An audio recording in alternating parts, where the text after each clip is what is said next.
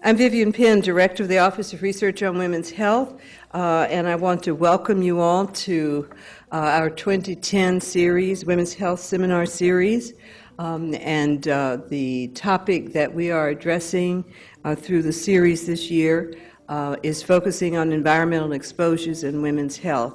Just one note of historical significance. We just celebrated, the Office of Research on Women's Health just celebrated its 20th anniversary last Monday with the Scientific Symposium.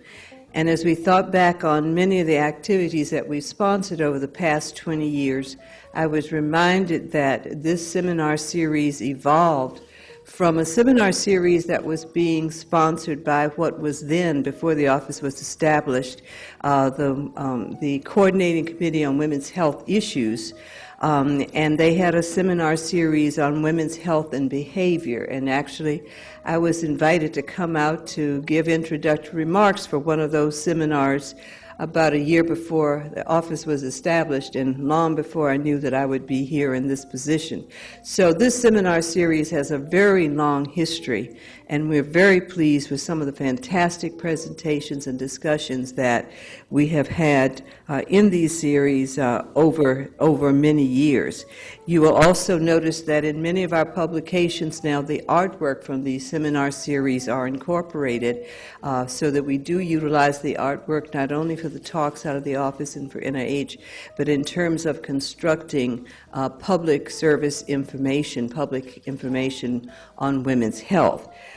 We are delighted that this seminar series has continued and does continue with the excellent speakers who are invited to participate. This year in your program, you will see the list of those who serve on our Women's Health Seminar Committee.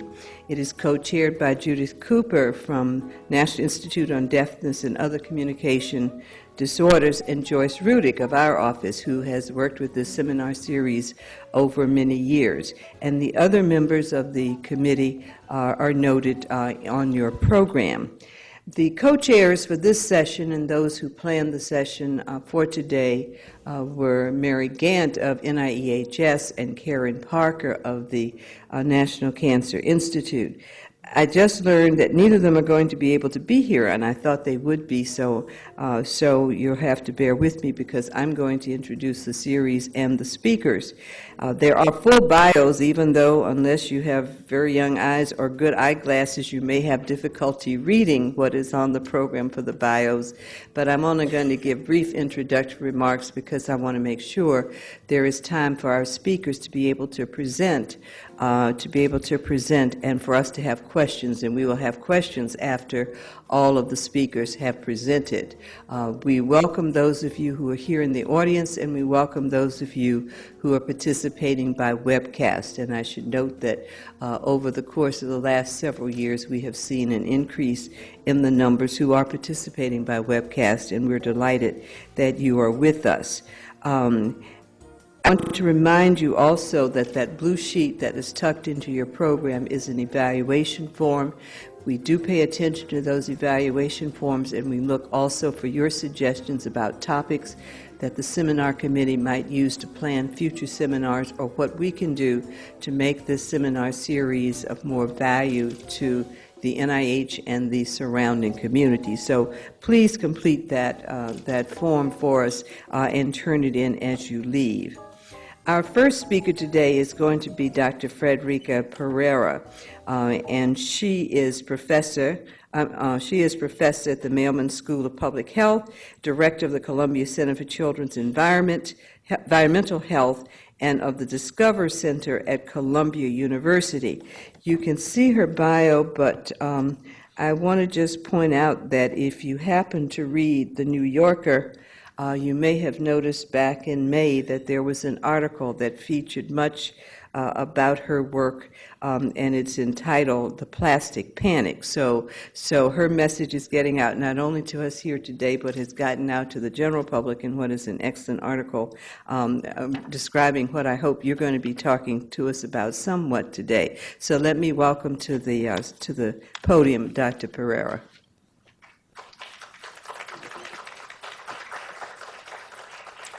Well, thank you very much, Vivian. The purpose of my talk is not to create panic, but to inform you about what we are seeing at the Columbia Center for Children's Environmental Health when we study prenatal exposures to air pollutants and other chemicals that are known to be endocrine disrupting chemicals, and when we follow the play out of the exposure over the effects of the exposure over the early years on through adolescence.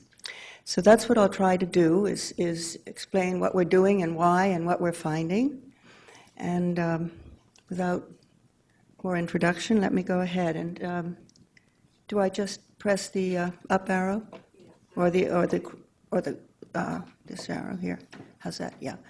Okay. So the Columbia Center for Children's Environmental Health was founded in 1998, one of the 8 national centers for children's environmental health that was co-funded by NI, EHS, and EPA. And at the center, we're conducting parallel international studies of in utero PAH exposures and childhood disease. This is the pointer? Yes. No, this is the pointer, and this is the forward. Okay, great. A cohort study in Poland, one in New York City, and a companion study launched after the World Trade Center disaster. And then some studies in China. And you can see that there's a consistency across these, looking at growth and neurodevelopment, asthma, cancer risk, and obesity and metabolic disorder in several of these studies. And we're looking at many of the same pollutants using the same methods, so we can go back and forth between these studies. Today I'm going to focus mainly on the New York City work. Our study populations are young, healthy pregnant women. They're recruited during pregnancy. We have a total of over 2,000 mothers and 2,000 babies enrolled and being followed. African American and Dominican pairs are enrolled in New York City. And in the World Trade Center study cohort, I'll tell you briefly about, we have as well Caucasians and Chinese Americans. Active smokers are excluded. We do include passive smokers. And the subjects are all, or the participants are all subject to varying levels of environmental exposures. And this cartoon really scheme shows you our approach. We're interested in taking repeat measures of exposure through monitoring questionnaire. We have GIS systems working, biomarkers of exposure, preclinical effect, and susceptibility are measured in biological samples such as blood, urine, placental tissue. And then here are the outcomes on the right. The links between, we use biomarkers as the links between our measures of exposure and our clinical outcomes, and they include DNA adducts formed by polycyclic aromatic hydrocarbons, pesticides, cotinine, lead, mercury, polybrominated diphenyl ethers, phthalates, bisphenol A, and then we look at chromosomal aberrations, immune changes, DNA methylation, gene expression, and as measures of susceptibility, genetic polymorphisms and antioxidant vitamins, which we believe and have shown can moderate the effects of the environmental exposures. And these measures are repeated. The data collection is repeated over the life course, actually through in New York City through ages 11 and now even further. In the first 12 years since we began the center, our research focus and accomplishments have been to get a much better picture of prenatal and early postnatal exposure to the air pollutants, PAHs for short, and diesel emissions, pesticides, and so forth. In other words, when we started out, we didn't know a great deal about how much of these different chemical pollutants were actually reaching the fetus. And our work has shed some light on that. And then we've looked at the relationship between exposures and these different outcomes here. And I think that's an unusual feature of the work, that we're looking at multiple outcomes in the real world setting, where exposures don't just occur one by one, but actually in combination. So that work is all ongoing, and I'll give you one example of endocrine disrupting chemicals that we studied during the last 10 years. And the article was published this year, Herbstman et al. We looked at the PBDEs, which are widely used flame retardant chemicals. They are endocrine disruptors. They've been shown experimentally to cause developmental neurotoxicity in animals. And when we started the study, we knew that this association had not been adequately explored in humans.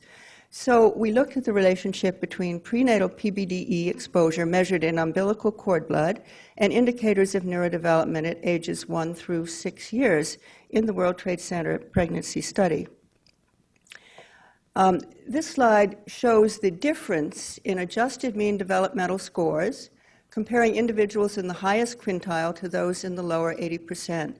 So it's a complicated slide, but here we have the three major congeners of PBDEs, the BDE 47, 99, and 100, color-coded.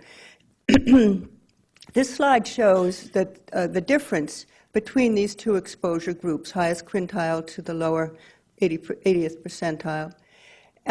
And you can see that for virtually all these tests shown at the bottom, these are the Bailey scores. Bailey scales was administered at ages 1 through 3. And these are the Bailey scales for mental development index and psychomotor development index.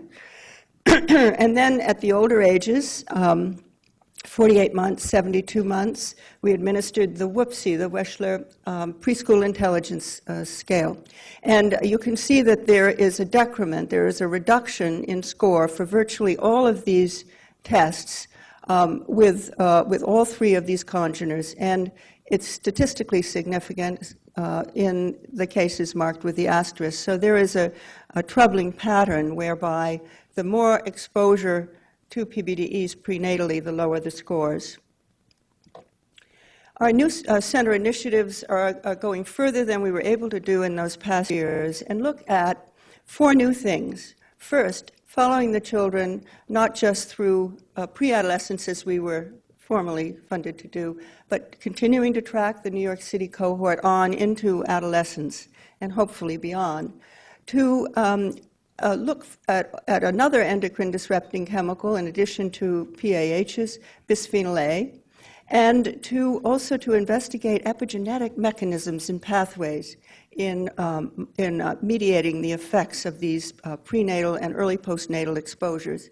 And the addition of obesity and metabolic disorders is a very important new component. And so this work is hinging off of the New York City cohort and has 3 projects: the obesity project, neurodevelopment project, and a parallel animal experiment, which has the advantage, of course, of being able to exactly parallel, or as best we can, the human situation, but also with access to target tissue. And focusing in on the neurodevelopmental effects part of this work, this paradigm or model shows our construct that we're interested in knowing about the role of the prenatal exposures to these compounds, adjusting for postnatal exposure and even looking at interactions with postnatal exposure, but doing that within the neighborhood social and physical context. In other words, within the real-world situation, capturing the other factors that can affect risk. And we're looking at gene-specific methylation in cord blood and then gene-specific methylation in blood of the 3-year-old children, and carefully measuring neurobehavioral trajectories through 11 years of age. So that sets up what we're trying to do here, and doing, I hope. Why polycyclic aromatic hydrocarbons? Well, exposure is extremely widespread worldwide in urban areas. Virtually all of the women in our study, and they wore backpacks during pregnancy to capture the samples of the air they were breathing over a period of time. And all of those samples, virtually all of them, had detectable levels of PAHs in them. And major sources are fossil fuel burning, of course, and diesel, gasoline emissions are important in the urban area, and we import some pollution, coal-burning pollution from the Midwest as well. Experimental data show that exposure impairs memory and increases depression-like responses, that pre- or perinatal exposure affects brain development, impairs learning, and affects emotional behavior. The data that we have indicate that prenatal exposure in humans reduces IQ and increases the risk of behavioral problems, and I'll show you that briefly. And I don't know if Dr. Ho is here yet. Yay, she's here. Dr. Ho and her colleagues at University of Cincinnati analyzed cord blood sample DNA from our cohort and were able to show that prenatal exposure to PAHs alters methylation of genes that are involved in oxidation and inflammation, such as these genes here, and setting our feet on the path of looking for gene-specific alterations in relation to neurodevelopment. Here's a slide summarizing an article published in Pediatrics last year, and it shows the relationship between prenatal PAH exposure measured by those backpacks that I showed you earlier, and neurodevelopment measured by an IQ test at age 5 in New York City. And you can see that the full-scale IQ score, this is the low exposure group, this is the high. The full-scale IQ score is reduced in the high exposure group, as is the verbal IQ score, and those are both statistically significant, and the performance IQ is less significantly reduced. And this is, of course, when I show you these results, and I'm rushing a bit, but when I show them to you, understand that we are controlling major confounders and known risk factors in these models. Now, we've also looked at PAH on child behavior in New York City, and here are some preliminary data.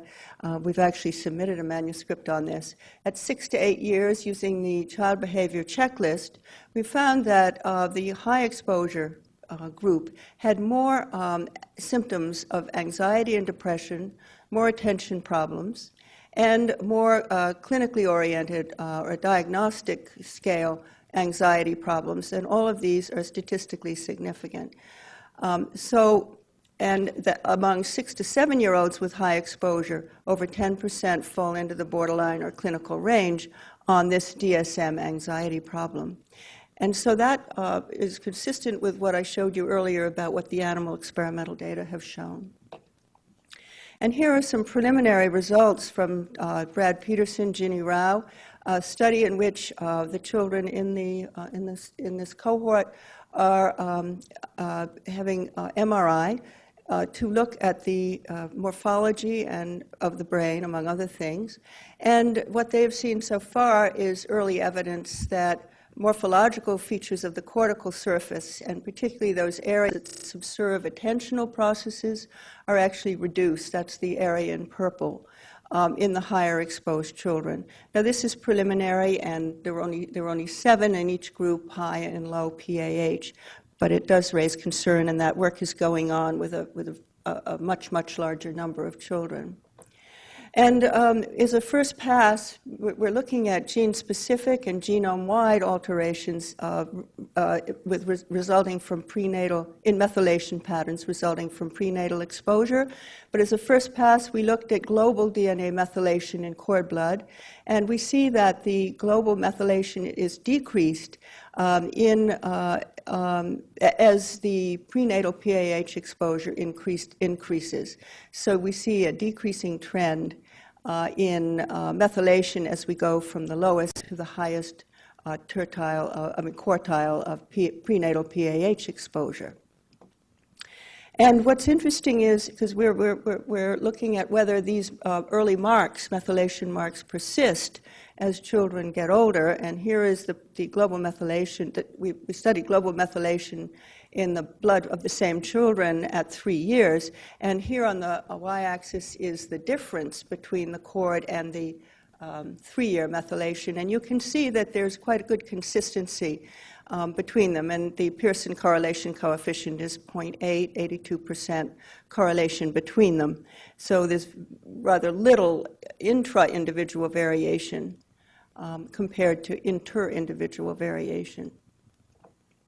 Y bisphenol A exposure is widespread, and you've been reading about it. We're all exposed. Pregnant women are exposed also. I mean, we all are. Plastic food containers, linings of cans. There's a resin lining the cans contains BPA. Baby bottles and sippy cups. Animal data indicate that pre- or perinatal exposure affects brain development, impairs memory, increases depression-like responses. and may also cause obesity, metabolic disorders. That's another talk. Human data on the risks of exposure are very limited. So, and we also know from the literature that prenatal exposure alters methylation of genes involved in inflammation, brain development, and obesity. And the levels in our cohort are very similar to what's been seen by N. Haynes, the CDC surveys of bisphenol A levels, both in adults and children, and they're quite similar. The take-home here is that virtually all of the mothers' spot urine samples collected from the mothers during the third trimester, and then from the child at ages 3 to 7, virtually all of them had detectable levels of BPA and up to fairly high levels in some cases. And here we have early evidence, this is preliminary, that prenatal bisphenol A is associated with neurobehavioral outcomes, specifically those outcomes, some of the ones that I mentioned that had been seen with the experimental animal data. So anxiety, depression, attention no, actually. So this is again with the CBCL. This is the children at ages 3 to 5 in the New York City cohort. And you can see the yellow are the statistically significant p-values for these different symptoms, these different domains of emotional, anxious, depressed, somatic, withdrawn, sleep problems, aggressive. And then in the DSM area, the diagnostic outcomes, attention problems and pervasive developmental problems. So, and both models controlled for age 3 levels of BPA, age at assessment, smoker in the home, gender of the child, maternal education, ethnicity, maternal IQ, home environment, prenatal demoralization. I wanted to list those so that, and that's true for the other models that I showed you, so that you understand that we are trying to control as best we can for these other contributors and potential confounders. So translating, I'm almost done, and I hope I'm not over my time. Oh, it's green. Okay.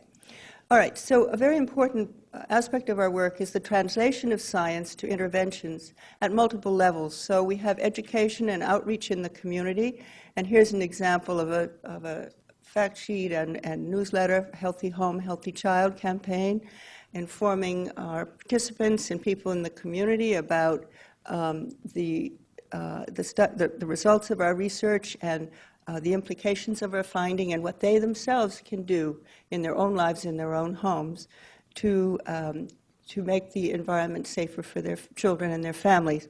We disseminate the materials through partner organizations, physician offices, and training workshops. And our lead partner, I should have mentioned this here up front, our lead community partner is West Harlem Environmental Action, and we co-sponsored a conference, Translating Science to Policy, Protecting Children's Environmental Health, last year that drew together over 400 people in the field, various disciplines. And we discussed how to facilitate this process and avoid the long wait or the black hole effect where data just go out there and disappear, to make sure that the data are taken account of by people who can use them to inform their policies.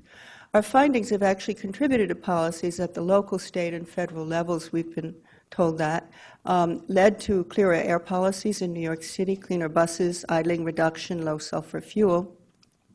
We got a letter from the mayor last year saying that we'd been helpful in that regard and prompting them to do more to control traffic emissions. We confirmed EPA's ban of residential use of toxic pesticides, showing a marked drop in the levels of these pesticides after the ban. And we helped to inform local law 37 on pesticide use. So I want to end with a good news slide, because I think by now I might have depressed you all. Hope not.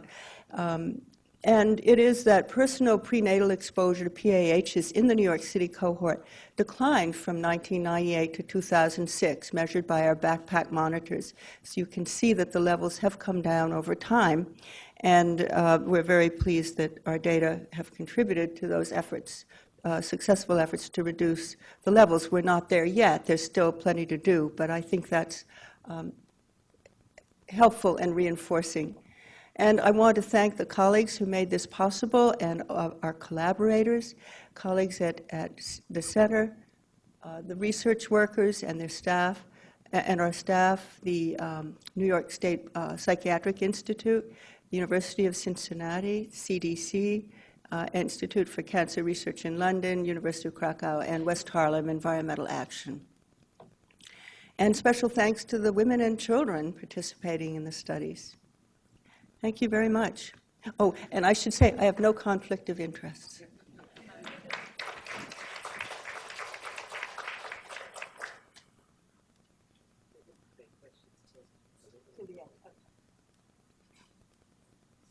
Thank you very much, and I can think of some exciting questions that I will want to ask, but I know the audience will also, but we want to move right on to make sure that all of our speakers have time for their presentations and then have time for some questions. But that was a very interesting and exciting presentation. And I think it was a natural lead-in as you referred to some of the work of Dr. Ho at the University of Cincinnati. And so I'm delighted to introduce to you Dr. k-mei Ho, who is the Jacob Schmidlapp, I hope I pronounced that correctly, professor and chair of the Department of Environmental Health at the University of Cincinnati College of Medicine. You can see her full bio in the program, but her research it involves the developmental basis of disease susceptibility, where she applies epigenetics to epidemiological studies. And so I'm delighted to welcome to the podium Dr. Ho. Thank you. Can you just show the advanced pointer? Okay, good, gotcha. Okay, good afternoon. This is such a pleasure to be following Ricky's talk, and I really am delighted. So I constructed this talk with a little bit of thinking about how we're going to make this transition.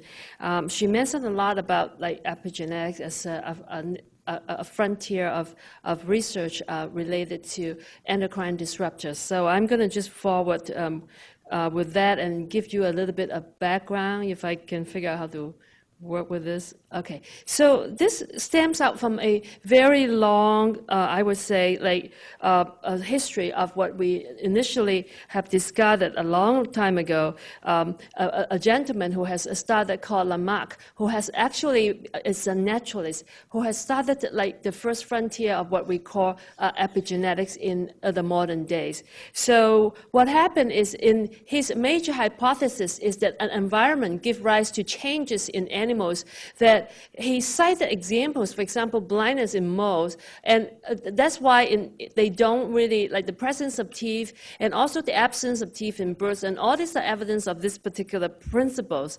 So Lamarck's theory basically is talking about something called the soft inheritance. That means you inherit some acquired characters. And his description was the mainstream of what people believe until Charles Darwin published his Origins of Species.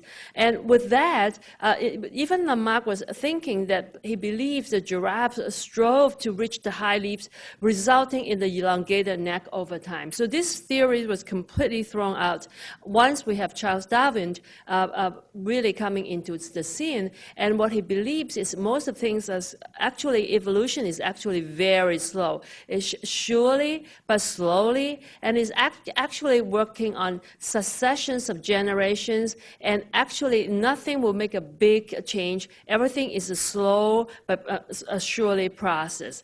And with that, he's actually thinking about all the selection, natural selection at the population level. So therefore, in his point of view, the Darwinian point of evolution actually deals with, it will not allow us to explain the modern phenomenon that we are seeing, that we can acquire many characteristics of phenotype within a very short lifetime, or 1 or 2 generations of immigrations into a different country. So with that, we really have to re-examine the more dominant basis of genetical basis of disease variabilities. In the past, we always think that all the inheritable information are actually coded in the primary sequence of the DNA. And any endogenous or exogenous factors that is going to influence this change has to act on changing the primary sequence of the DNA. And with that, this is called what we call the genetical basis of disease variability. And many of those changes will require, like, for example, mutation, deletion, gene fusion, and tandem duplications, and gene amplification, and causing something called more permanent changes in the genome. Now, this gentleman, Waddington, came along, and he's a developmental biology, and he actually had a very amazing piece of work that was published in 1940 when he put it that Drosophila pupae subjected to heat. And when the fly emerges, it has a different wing pattern. And this different wing pattern, actually this particular phenotype is caused by the temperature, by the incubation temperature of the pupae. And so it's an environmental factor that is inducing a phenotype. And this phenotype change will persist throughout the fly's the entire life, but at the same time can even pass to subsequent generation. So therefore, at that point, he called an acquired character that had been assimilated into the genetic code. And he called this genetic assimilation. And in the modern terminology, we call it epigenetics. So Ricky already mentioned epigenetics is quite important. It's very important, one of the mechanisms that explain how the environmental factors is going to change the phenotype. So here we defined epigenetics as the process by which the genotype of an organism will interact with the environment to produce its phenotype. It really is an additional framework for us to explain the source of variations that we are seeing in modern days. It really also helps us to explain why different sets of genes are expressed in different cells in a distinct different temporal sequences, behind the fact that every single cell have the exact identical genetical information. It helps us also to explain the rapid changes in disease patterns that we are seeing in 1 or 2 generations. For example, living in New York City, migrating from China to LA, and that kind of things really have a very rapid change of disease pattern. So with that, we are really switching from the gene-centric view of inheritance biology into what we call the non-genomic inheritance that we are using and that we're looking at right now. And this is an adaptive mechanism for us to cope with very rapid changes in the environment. Now, for me, I just make it very simple for myself to understand. I think our genetical information, or the genome, is like a script that was given to us and is static and is given to us at birth. However, the epigenome or the epigenetics is a dynamic process. It's subjected to change. And if we actually can cross out things and make little margins, so this is why we call it epigenetics, are markings that we etch on the margin of one's genetical makeup. And in modern days, I'm sure that you will not cross out with pen and make little notes. You'll use your word processor to actually do all this. But basically, the idea is simple. The script or the genome is static, and the epigenome is dynamic and is actually constantly interacting with the environment. Now, so in that case, we can see that why epigenetics is important is that because we no longer think that the DNA is just a double helix, but its DNA is actually wrapped around all these little circles. These are representing histone proteins, and each one of these are called nucleosomes, and they are packaged into all these very compact strands and eventually in scaffolds and finally into chromosomes. So this kind of packaging of the DNA into very tight configuration or looser configuration will determine whether a gene is expressed or not. And there are 3 major mechanisms that are involved. Basically, it's small non-coding RNAs or microRNAs or DNA methylation and histone modifications. And these 3 processes, at least 3, together will affect transcript stability, DNA folding, nucleosome positioning, chromatin compaction, interaction, and ultimately how the nuclei is being organized, and it will determine when and whether a gene or a set of genes is silenced or active or activated in a cell or in an organism. And any deviation in these processes by any exogenous or endogenous factors will actually be the basis of disease development. For that, I'll just give you a very brief look at what a nucleosome will look like. This black strip is representing the double helix, the DNA, and is wrapping around these histone proteins, which has little long tails coming out. And each one of those amino acids that are marked here can be modified by post-translational modification, either acetylation, methylation, phosphorylation, or ubiquination. And basically, the one that actually can be passed along to the next cell generation will be methylation marks. So we also know that DNA can be methylated. So instead of having 4 genetic codes, we actually have the 5th one. The 5th one is the methyl C. It's a methylated cytosine. So methylated cytosine is actually very underrepresented. So usually it occurs most likely in the CG dinucleotides that are clustered around a great group called CPG island, or CG. I call it just CPG island, and they represent a very small part of the genome. And with this, they usually are at the first, at the promoter region or first, second axon, and maybe perhaps the first intron. So with that, I give you a nice diagram to show you that how DNA methylation and histone marks will cooperate together to make sure a gene is transcribed or silenced. So in this case, you can see this is a very relaxed chromatin. See, these are the nucleosomes. The DNA is wrapping around it, and the open circles are the unmethylated CGs. And then you can see that this is active histone marks, and all these enzymes are involved in maintaining this structure so that you can have polymerase coming in, and you can also have transcriptional factor coming in, and a gene is being able to transcribe. Now, if you have repressed histone marks coming in here, and also methylated CPG right here, CG dinucleotides here, then this part of the chromatin is very compact, and all these factors cannot get in, and therefore this particular gene is silenced. So with that, I just want to go and give a little bit more background about developmental origin of disease. In the past, we all know that mothers who are drinking or have addictions, they usually will have long-term effects on their offsprings. And now we know that, Ricky already mentioned earlier on, that any nutritional factors, hypertension or even diabetes or hypoxia of the mother, or any exogenous factors that was just mentioned earlier on, like PAH or bisphenol A, will also have this kind of same impact affecting the offspring. Now, the reason for that is that it joins a big club, a big group of disease. For example, it's been known that after the Second World War, there's a lot of low birth weight babies that were born. And they now are in their adult life, and they will have all kinds of diseases that are developed later on in life.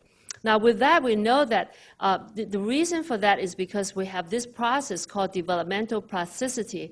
What it means is that most organs in our body do not become fully mature until weeks, months, or years after birth. And for the brain, is especially susceptible because the brain takes about over 20 years to really reach full maturation.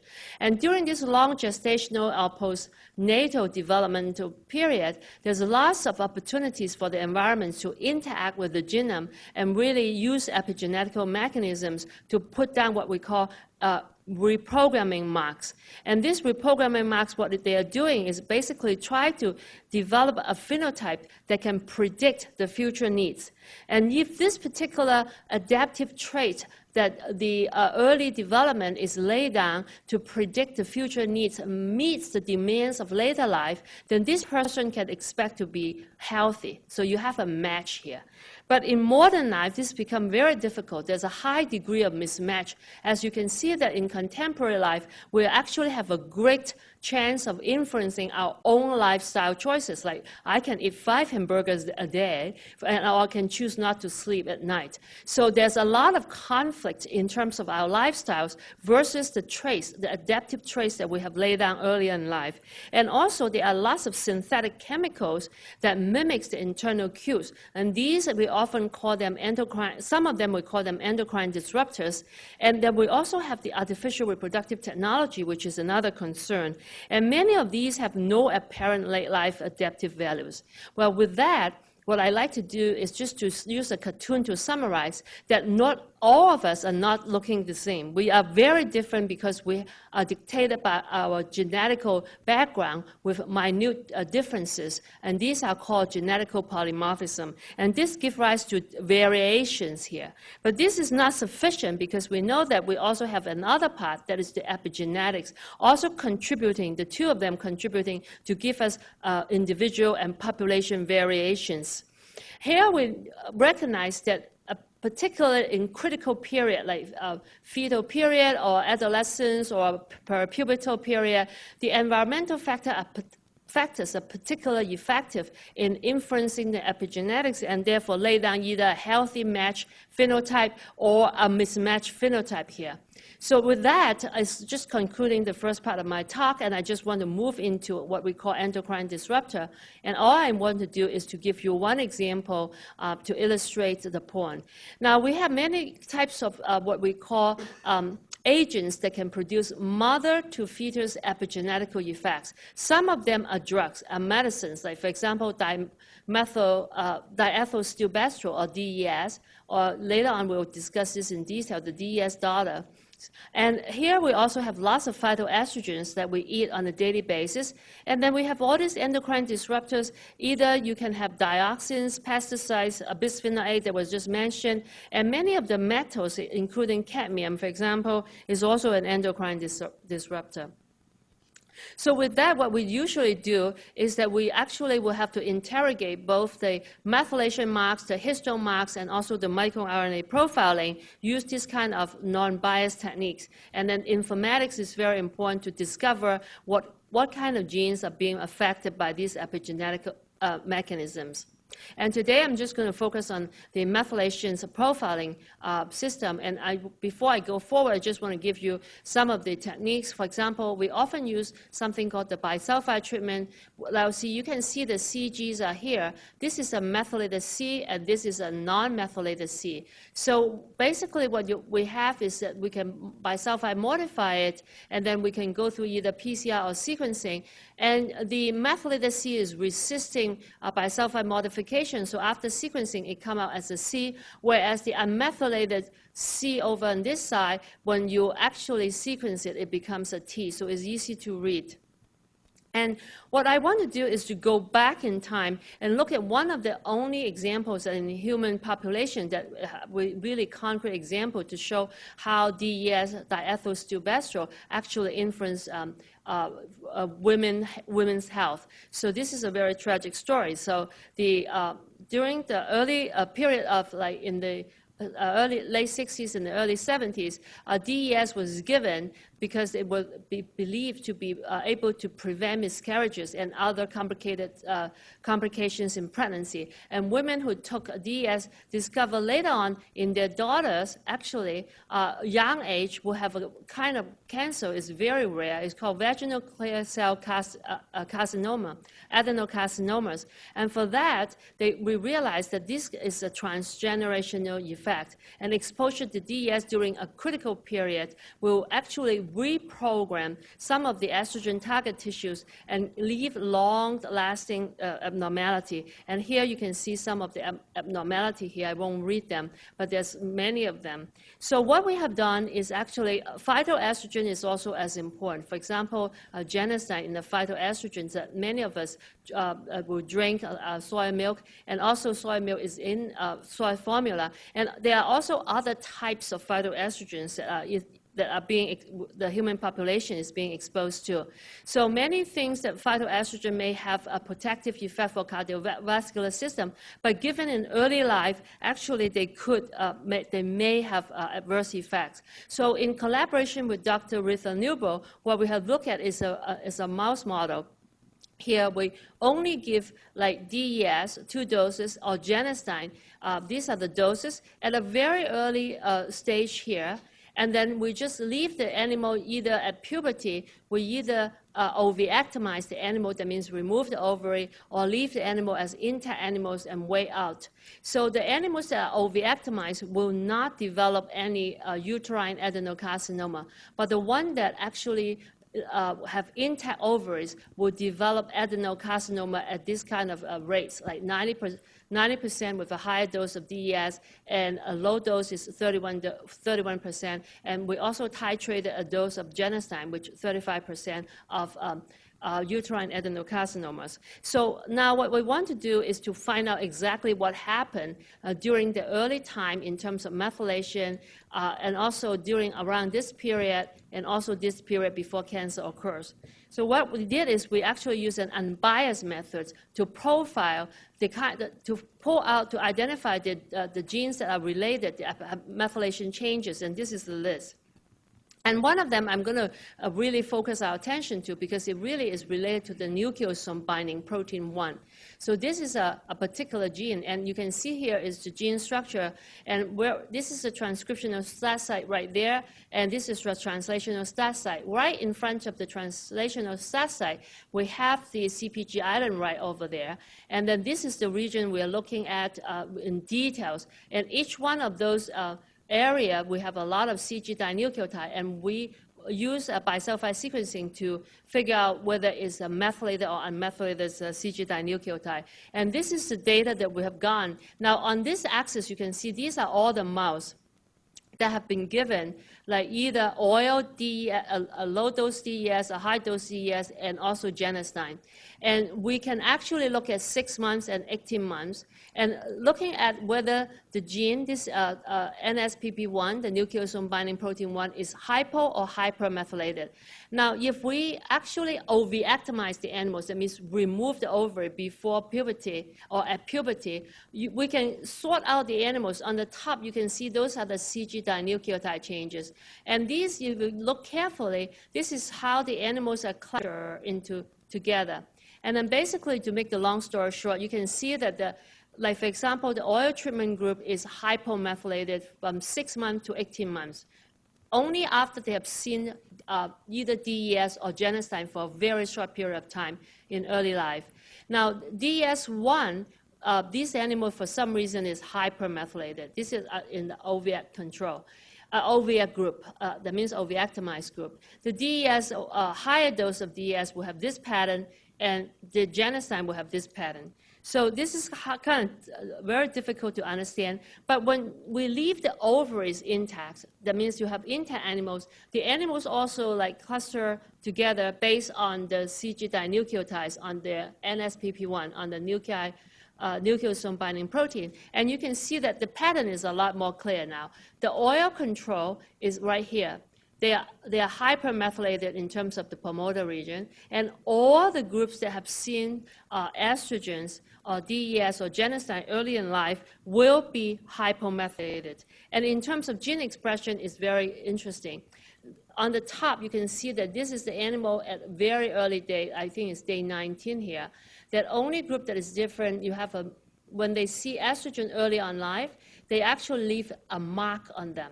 Their gene expression is very high on this group. And then if you ovectomize the animal, remove the ovary, and this is the pattern that persists throughout life. But if you leave the animal intact, the ovaries intact at puberty, after puberty, then you can see that the oil group is here, and all the 3 estrogens exposed group early in life will have very high expression of NSPP1. So all of them, and it persists throughout life. So to make a long story short, we basically have a 2-step model.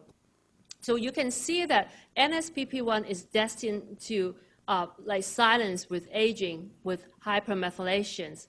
But if the animal have seen DES early in life, then they will fail to shut off the NSPP1, and it will be expressed in very high level in the presence of ovarian steroid.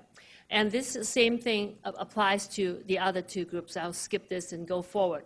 So this is a summary slide. The summary slide just says that a later life event, which is basically the presence of the ovaries in adult life, will actually interact with an early life memory and bring out this early life memory. So the way that we can see it is the genome is like being filtered into a prism.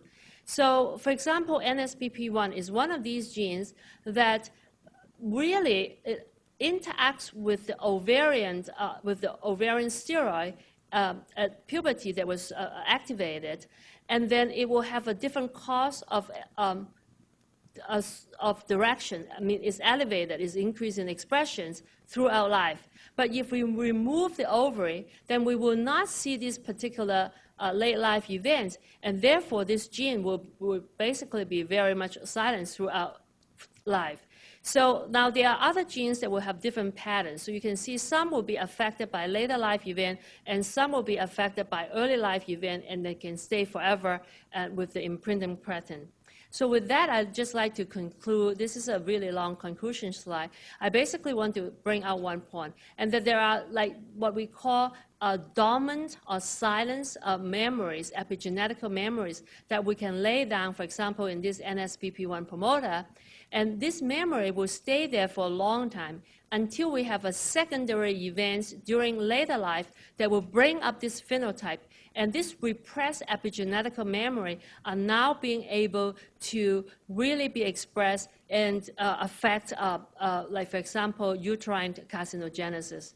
So looking into the future, I think identification of epigenomes associated with early reprogramming of disease risk, such as those that is associated with prostate cancer, diabetes, or asthma, would be very important, because application of these epigenomes for prediction of early onset of diseases or devising a surveillance problem or intervention measures will be very useful for moving us forward towards what we call a preemptive, predictive, and personalized medicines to reduce human suffering and also improve the efficacy of treatment and prevention. With that, I just want to acknowledge the folks who have done the work in University of Cincinnati, and also Dr. Ritha Newbo and her colleague at NIEHS, and some of the funding sources to support this particular part of the work. And finally, I'd like to thank you all for your attention, and I hope I didn't go over too much of my time.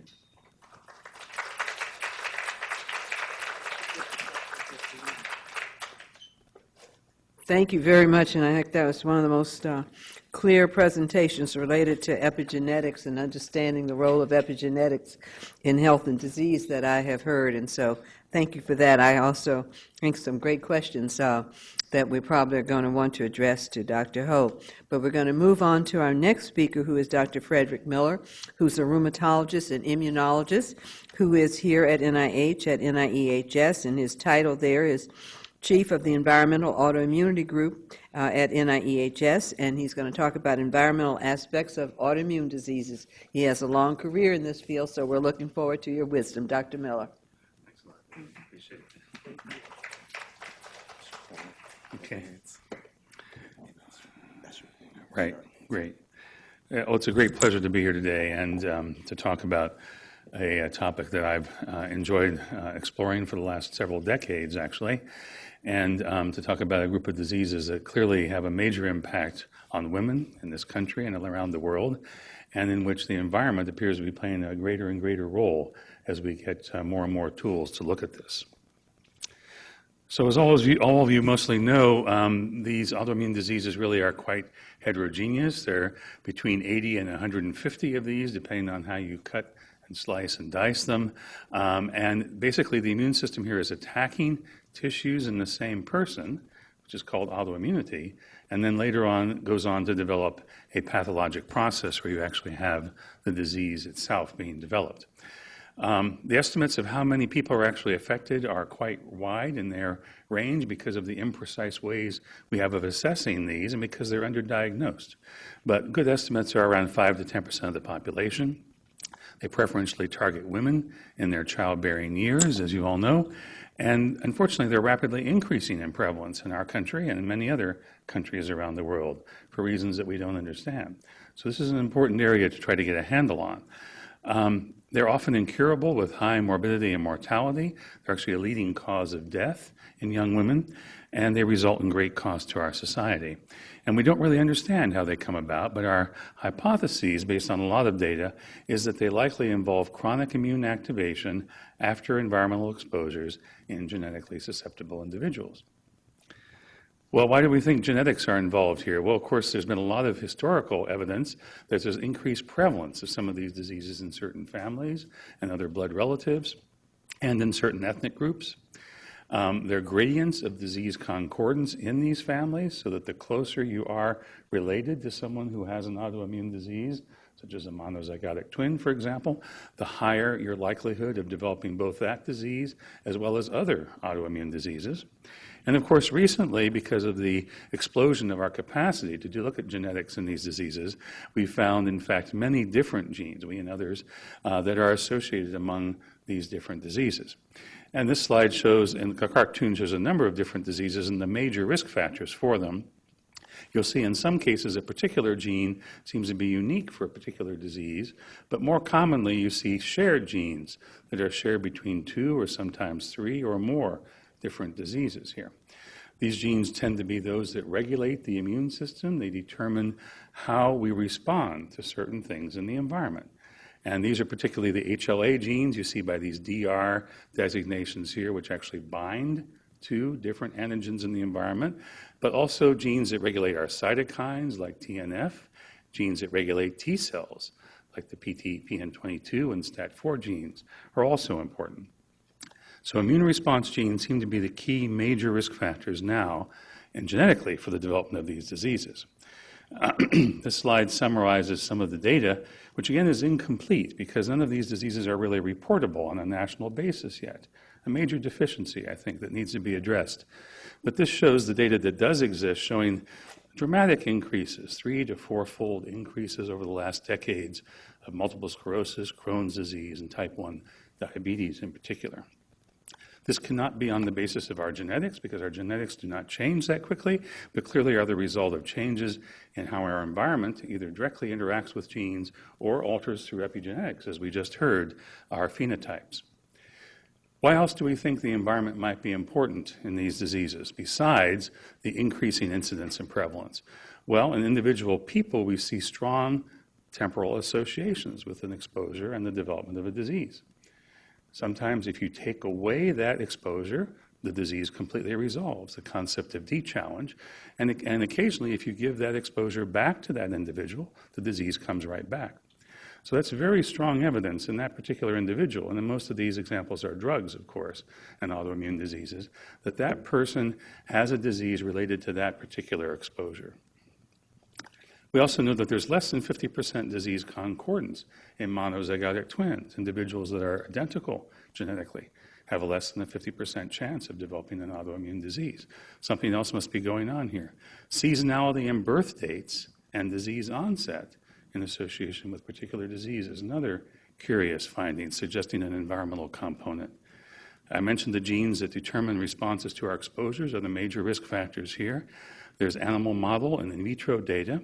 And there are a number of epidemiological studies that also suggest that particular exposures are related to particular diseases, which we'll talk about briefly. So here's a list of some of the environmentally associated immune-mediated diseases that are better understood. And this is a fairly complete list, although there are a few additional ones that have been added recently. And what this slide tends to show is that whenever we find an environmentally associated disease and we look carefully at the genetics of these individuals, we find often an immune response gene, as I mentioned, genes that determine immune responses to the environment. But we also find that these genes are different than the genes that are seen in those same diseases that occur without that particular exposure. So lupus patients, for example, have a DR3 gene as a major risk factor. But here, if you look at patients who develop lupus after procainamide and compare them to people who take procainamide and don't develop lupus, you see a different HLA gene and some complement genes as well that are really risk factors for this development. We've recently had the opportunity to look at this epidemic syndrome called the eosinophilia myalgia syndrome that affected thousands of individuals after the introduction of a new dietary supplement batch made by Shodanka called L-tryptophan. and found, in fact, that there are certain genes that are risk factors, as you might expect, but there also are protective genes, genes that actually prevent you potentially from developing this, because you see this only in the unaffected people, not the affected people. So it is gene-environment interactions that are the key here, is what I'm getting at. And you need to have the presence of risk factors and the relative absence of protective factors, both genetically and probably environmentally, because there will be environmental risk factors and there will be environmental protective factors as well. And this slide is a cartoon demonstrating some of these principles, that these environmental agents have to interact with permissive genomes, genomes that contain multiple genes that lead to a particular syndrome. And each of these circles in this central ball here represents, of course, a disease based on a certain categorization, like lupus, but also a unique subset of that disease. So again, the other principle is that if you look carefully at these people, they seem to have some distinctive clinical features, some distinctive laboratory abnormalities, some unusual antibodies. They're phenotypically different in some way from the characteristic phenotypes one sees if you look at all lupus patients, say. And so we do like to have our diseases in nice little boxes, but in fact it doesn't quite work that way. And you can see overlaps between lupus and vasculitis, as this slide suggests, where patients can actually be in between these boxes, or have both, in fact, fit within both boxes. So this heterogeneity, as we talk about in these diseases, and the specificity of unique collections of clinical signs, symptoms, and laboratory abnormalities are all aspects that need to be thought about when we do studies in these diseases. And I think this is an underlooked and underappreciated aspect of these investigations. Well, what are the agents that might be important in inducing autoimmune diseases? We don't know too much about this yet, but case reports, case series, and some epidemiological and animal data suggest that there are actually a large number of them out there, a number of infectious agents, bacteria, parasites, and viruses of many kinds, with a growing list of non-infectious agents as well. At last count, about 150 drugs have been associated with one or more cases of autoimmune disease, or even through epidemiological studies with the development of autoimmune disease. These, of course, include estrogens themselves that are applied and used medically because, as you might expect, because of the increased risks in females here. Biologic agents, vaccines, cytokines, growth hormones, number of foods, especially gluten for the gluten-sensitive enteropathies. We talked about L-tryptophan. There are many others. A number of occupational exposures, particularly silica and beryllium, tobacco smoke, sunlight, solvents, mercury, petrochemicals, pesticides, stressful life events, and a number of others. The list actually goes on quite long here. But in most cases, this is based on rather preliminary data and has not been confirmed and needs further extension into larger patient populations. Here's a summary of some of the epidemiological studies looking at exposures and rheumatoid arthritis, the disease that causes these multiple joint deformities and is associated with rheumatoid factor development in many cases. And here you see that occupational exposure to silica has been associated with these diseases. The intake of red meat and the absence actually of vegetables and the amount of total protein here seems to be risk factors.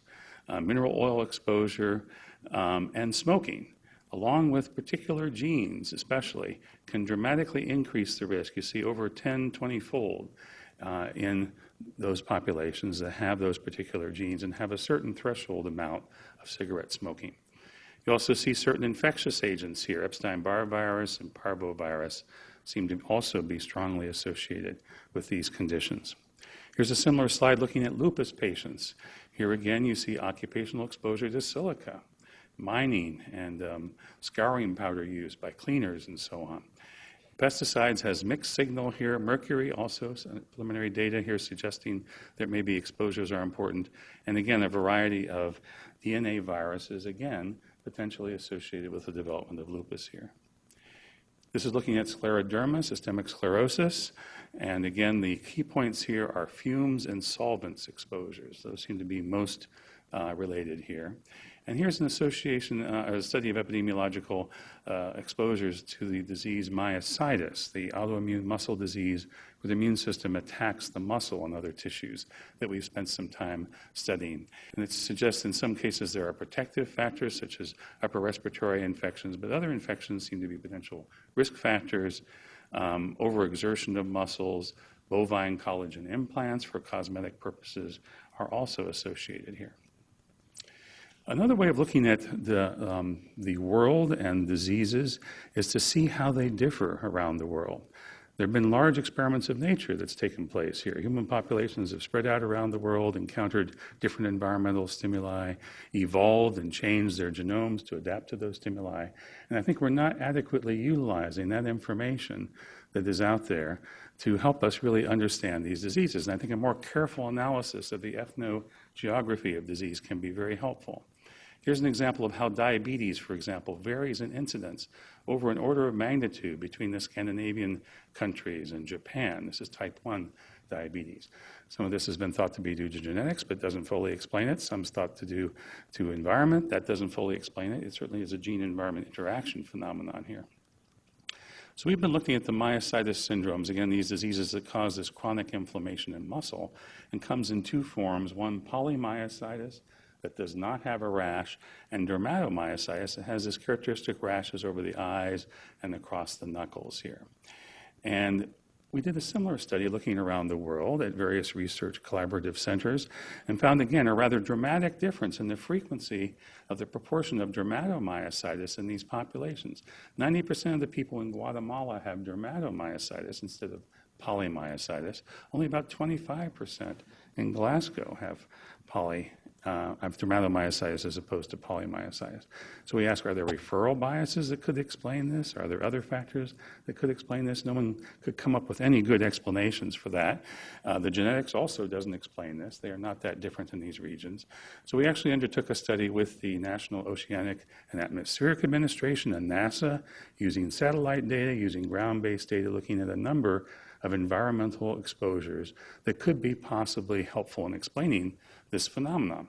And what we found in looking at all of this is that global ultraviolet radiation exposure at these locations was the best predictor of the proportion of dermatomyositis patients at these sites. This is the strongest clinical correlate with ultraviolet radiation yet discovered. A very strong association in nearly 1,000 patients. And you can see that the higher ultraviolet radiation exposure, the higher the proportion of patients with dermatomyositis. So again, ultraviolet radiation is not new to autoimmune diseases. A lot of clinicians know that it flares lupus and dermatomyositis patients. Studies in animals have suggested that male and female mice see ultraviolet radiation quite differently. Female mice being much more susceptible to developing more inflammation in the skin and more cellular components there after the same amount of inflammation. And we also found out recently that ultraviolet radiation upregulates and expresses a number of the antigens that are important for the targeting in dermatomyositis based on in vitro studies. So we thought we would look at this question again, looking at centers across the United States and focusing again on this female-male issue and looking also at the autoantibody distributions. And what we found in looking at about 600 patients is, in fact, that there is a correlation again with the amount of the proportion of dermatomyositis patients in these populations based on the amount of the UV index. But this was found only in women and not in men at all. Again, suggesting that women deal with ultraviolet radiation quite differently than men. We also found an association with these Mi2 autoantibodies that are directed against this nuclear antigen that I showed was upregulated with ultraviolet radiation. So we're following this up with other investigations right now to try to confirm this and understand the mechanisms involved. Seasonality in birth and disease onset and birth dates is another interesting series of investigations that have taken place across a wide variety of autoimmune diseases.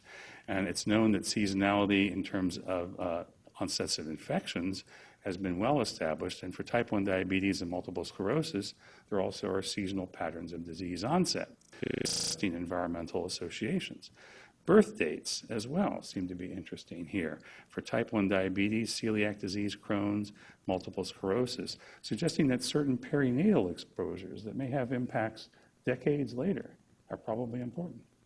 No one quite knows what those are yet. We know that hormone, innate and immune adaptive immune functions and susceptibility to infections vary by season. So there's daily cycles. We all know about the monthly cycles and their yearly cycles. These are all intrinsic to our own physiology, and we don't really understand how they evolved or what they exactly do, but I think this may explain some of these associations that we're talking about. So we think that seasonality is helpful in looking at disease in many different ways, and we decided to look at a group of about 400 myositis patients and ask, is there any seasonal association with onset? If you look at the total population, you see nothing. But if you start looking at these different phenotypes defined by different antibodies and clinical manifestations, you see strong associations here. Here's a seasonal onset in patients who have antibodies against what are called aminoacyltRNA synthetases. And this is predominantly seen in men and in those who have polymyositis, those patients without the rashes. A different pattern emerges if you look at patients who don't have myositis autoantibodies. Here you see a summer onset peak, and the strongest associations in women with dermatomyositis. Remember the UV story. Remember what peaks in the summer in the United States.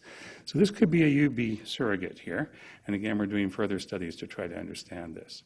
So we think that environmental exposures interacting with genetic factors, both permissive as well as the absence of protective factors, is very important in the development of particular phenotypes of disease.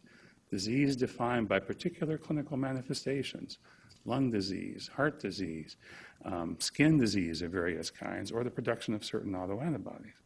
And that one has to do careful phenotyping, not only of gender, male and female, but also of all of these other different features to really make the optimal use of these environmental and genetic studies. And I think this is being missed in a lot of different investigations where we lump all these diseases together. You know, what is a risk factor for lupus? What is a risk factor for rheumatoid arthritis?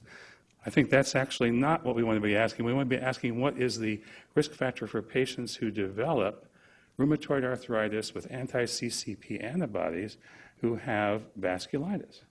So a particular subset of patients with rheumatoid arthritis, represented by this diamond down here, probably has a different pathophysiology and a different set of necessary and sufficient genetic and environmental risk factors that lead to that particular syndrome.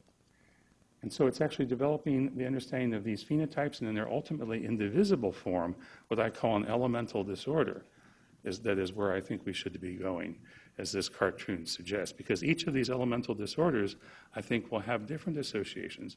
And by lumping them all together, we're going to miss these. So the critical questions, I think, are what are the specific gene-environment interactions that lead to which specific clinical phenotypes? What are the mechanisms involved? Can we define many more different subsets of these diseases by carefully observing these patients? And can we actually better treat, or even cure or prevent, ideally, the development of some of these diseases if we know enough about the genes and the environmental risk factors that come together? I think we need to work a lot better together than we are, both within the country, across disciplines, across nations, across continents, to really focus our efforts, help utilize limited resources we have, and develop international consortia in these areas. I think we need to take advantage of man-made and natural accidents that really cause very high exposure levels. We've been doing some of this. The Gulf War syndrome, oil spill syndrome is an example here where a lot of different investigators in NIEHS are now focusing their efforts to try to understand if that may cause problems. But we need to do this more consistently across the world. I think we need to develop a lot of new novel exposure assessment tools and biomarkers, which I don't have time to go into, but new technologies are very promising here. And of course, we need increased support for hypothesis testing and hypothesis generating studies. And I think just as genome-wide association scans have really modified our thinking about how the genes affect disease, we need to think more broadly about the environment. And we need to look at multiple environmental exposures. And we can do environment-wide association scans these days with the new methods of technology, antibody arrays, and other approaches that we have available to us. And we should be doing that. I'd like to thank those in my group who've contributed to this work, particularly Lisa Ryder and Terry O'Hanlon here, others in the other institutes, Mark Gorley and Paul Plotz, those at the Clinical Center here, Sharon Adams, Tom Fleischer, and others, our patients and their families, and the many groups who have helped support this effort financially. Thank you very much.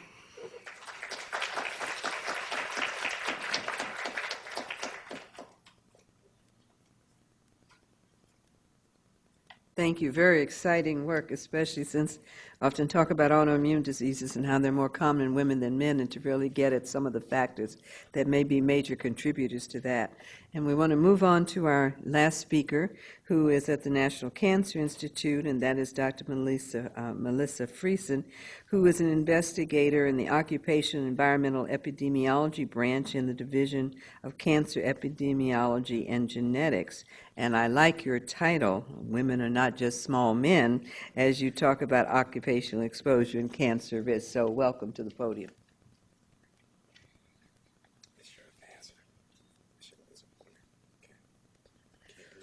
Well, thank you for the invitation to talk about occupational exposures, because it is often one of the larger contributors to environmental exposures.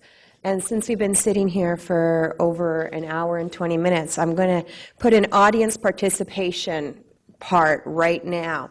If you yourself have been exposed to an exposure while you're at work, you know a friend or family member or a neighbor who have ever been exposed to a substance at work, please stand up and take a stretch break. That should get everyone rising right now. And let's protect our own health a little bit here. No. Okay. Oh, fair enough. Okay. Well, I got almost everyone up, and I hope that speaks to the importance of occupational exposures a little bit, and that you may already have some familiarity with occupational exposure and its role in our health. Today I'm going to talk more broadly about occupational exposure and focus in on some of the challenges in studying occupational cancers in women.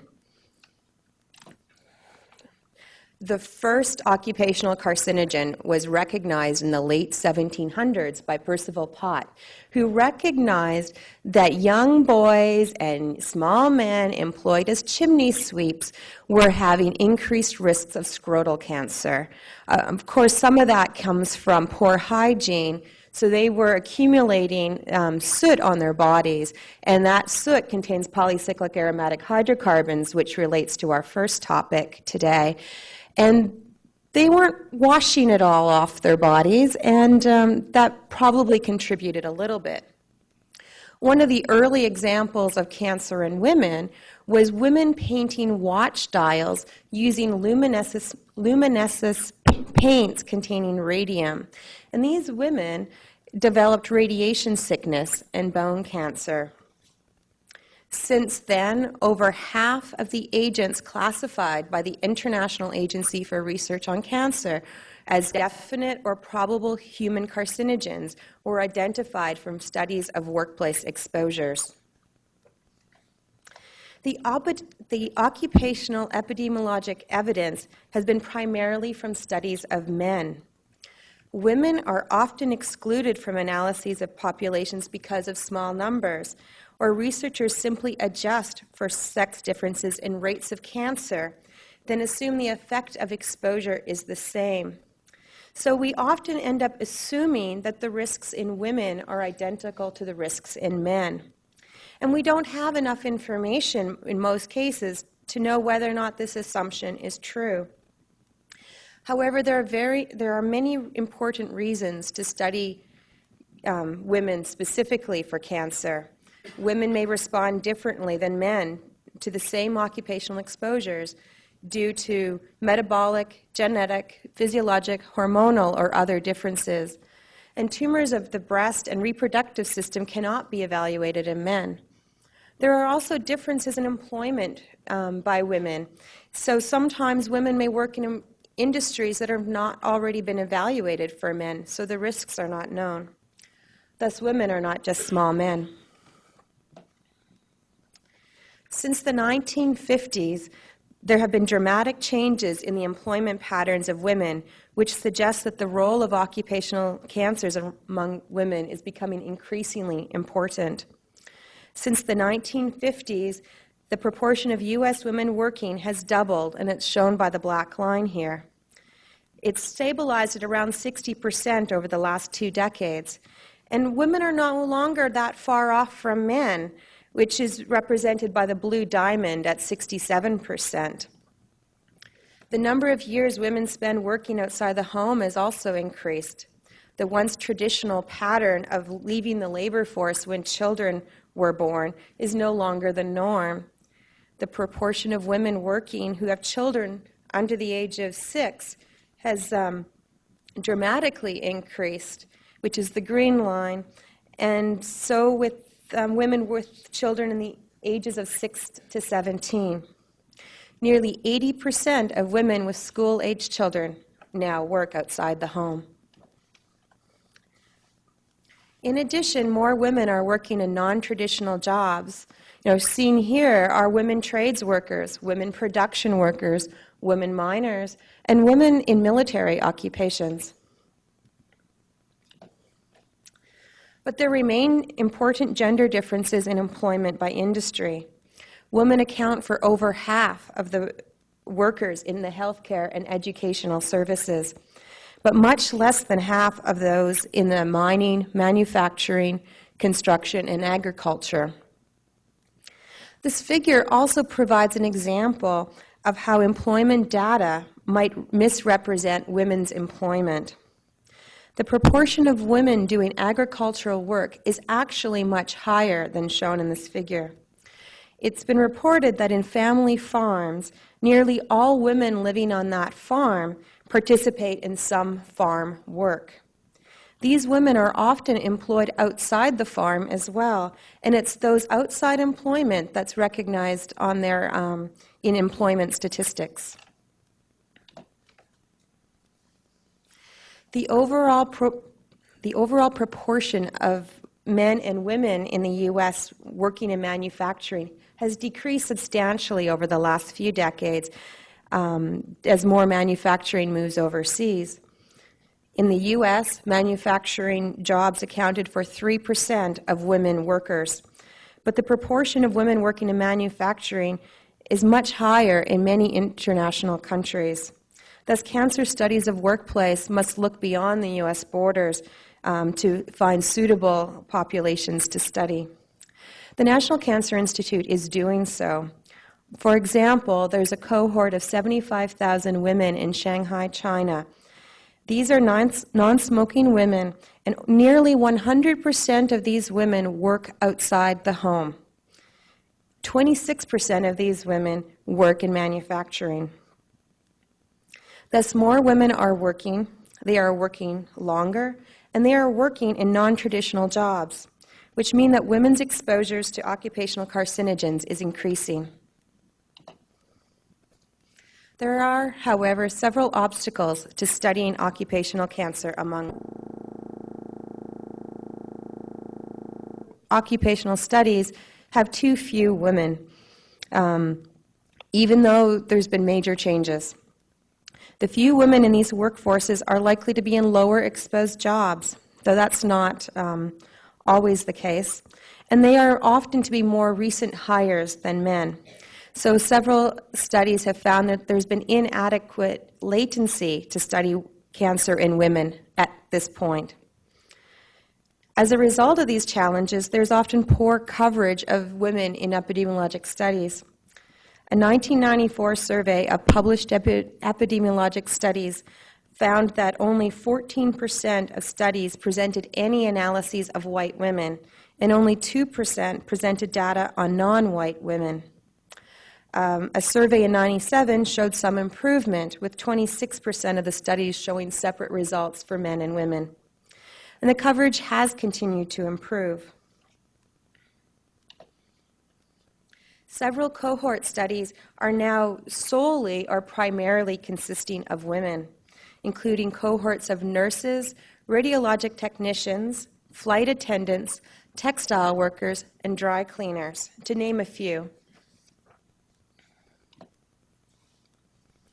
Shift work provides a current example of where increased risks of cancer were first identified in populations of women. The evidence for the International Agency for Research on Cancer's 2007 decision to classify shift work that involves circadian disruption as a probable human carcinogen came primarily from cohorts of women workers. Studies of nurses with work that involves night shifts, or flight attendants whose work involves frequent travel across time zones have found modest increases in breast cancer risk. And this finding has been supported in animal studies. Since these findings, occupational epidemiologists are now looking for evidence in men, and they're finding it. And they're also seeing an increasing list of other tumor sites of interest with shift work. The exposure assessment approaches used in epidemiologic studies are generally gender blind. I'm going to use my remaining time with you to focus on some of the studies that have attempted to answer the question, are there differences in exposure levels between men and women in the same job? As an industrial hygienist, this is a more personal interest for me. I'm going to start with an example where women and men in the same job were found to have different exposure levels. The dust measurements shown here were collected in a study of retail liquor store clerks who were exposed to dust from glass crushing machinery. For 3 separate jobs, women, which are represented by the white bars here, had higher dust levels than men, represented by the shaded bars. One of the reasons for this difference may be body size or anthropometric differences.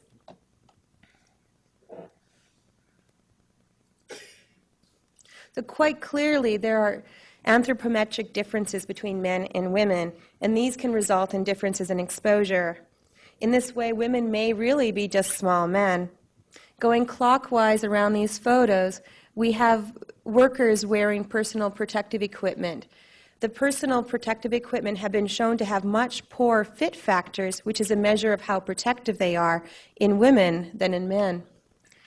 You can also see that these gloves are tied because these gloves are too big for this worker.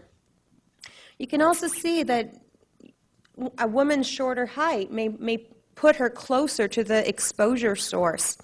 Of course, you can also think of scenarios where the reverse is true, where if the source is higher, a taller worker might have higher exposures. And I've personally experienced this problem at 5'2" and a shorter arm reach than others. This bottom picture here should be familiar to a lot of scientists. It's a fume hood being used properly. When I worked in an organics lab with chlorinated solvents, it was not always possible for me to use it properly. I could not reach some of the equipment in the back. And so sometimes I had to raise that sash height above my nose, which I know is not proper, but we do to get the work done. So it was quite likely that my exposure levels were higher than my taller coworkers, at least in that example. The accuracy of exposure assessment tools used in epidemiologic studies may also differ by sex. There was a Canadian cancer surveillance system that tried to estimate the number of Canadian workers exposed to the definite and probable carcinogens on the IARC list. When they did so, they found only 3 carcinogens that had greater than 10% of the exposed workers being women. The researchers concluded that they could not tell whether or not this is a true disparity or whether or not the exposure assessment approaches miss situations where women are exposed. There are also gender differences in tasks within the same job. For example, Huba and colleagues found that exposure to airborne flower allergens differed by gender.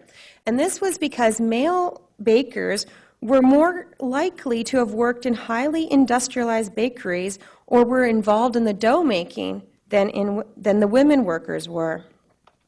Similarly, Karen Messing and colleagues, when interviewing gardeners, found that men and women reported different tasks.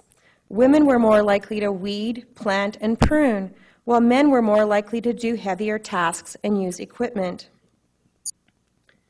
Current exposure job title will not capture these gender differences.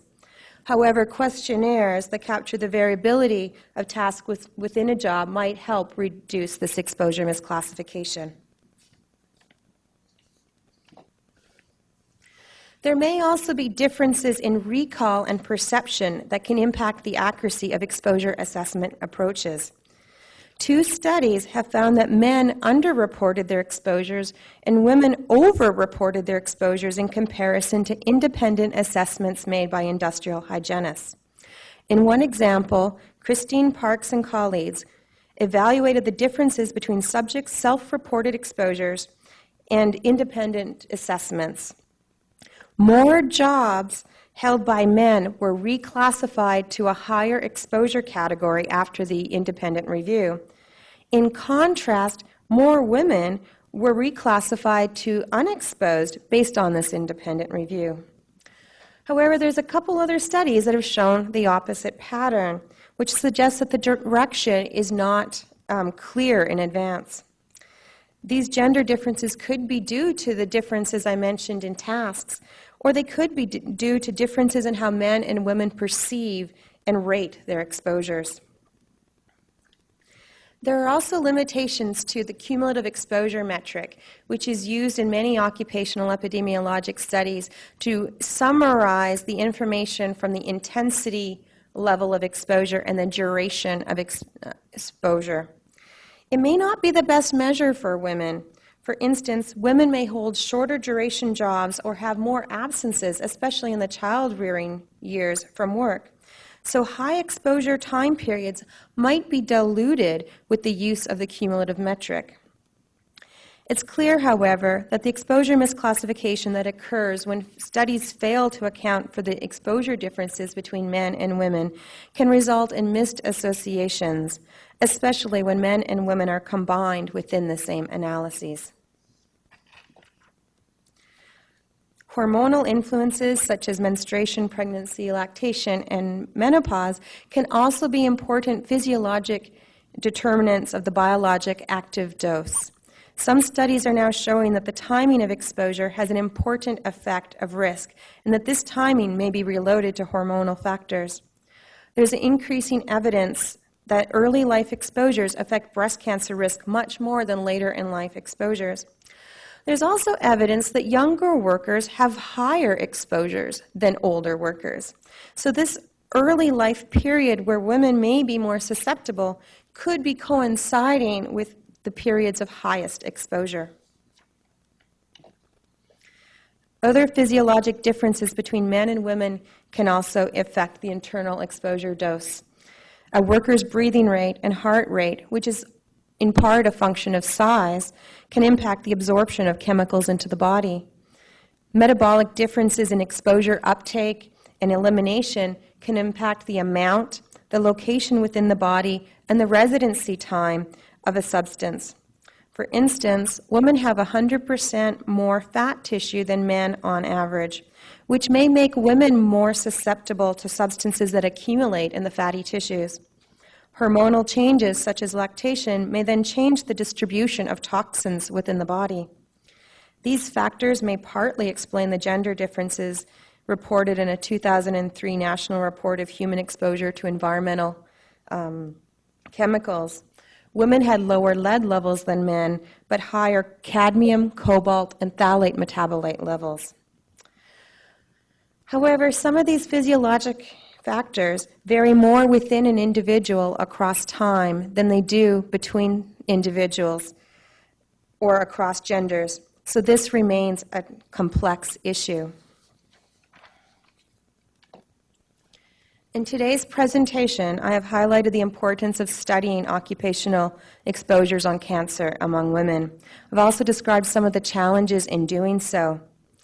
These challenges are not new and have been described in depth in the literature over the past 20 years, yet our progress in resolving these issues have been slow.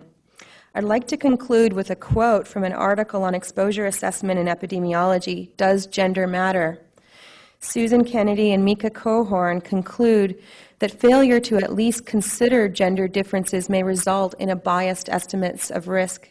Equally important is that the direction of the bias is not obvious in advance. So their answer to the question, does gender matter, was a qualified yes. Thus, we health researchers must ensure we collect the information that can help answer these questions. We must consider the potential impact of gender differences on exposure in our studies of cancer risk or in other health effects. And we must not ignore the different pieces of the puzzle that may explain the potential differences, because it is clear that women are not just small men.